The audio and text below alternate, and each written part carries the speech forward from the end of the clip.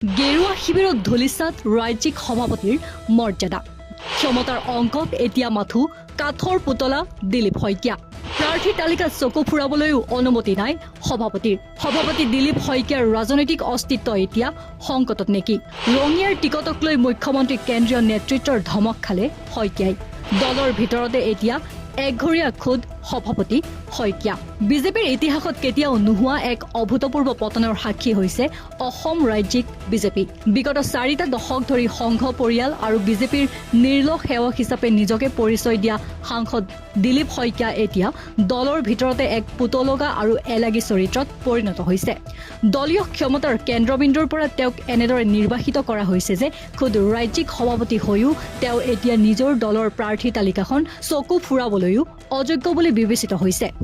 গেৰুৱা দলটোৰ মজিয়াত এতিয়া মুকলিকৈ চৰ্চা হৈছে যে দিলীপ শইকীয়া বিজেপিৰ ইতিহাসৰ আটাইতকৈ দুৰ্বল আৰু মেৰুদণ্ডহীন সভাপতি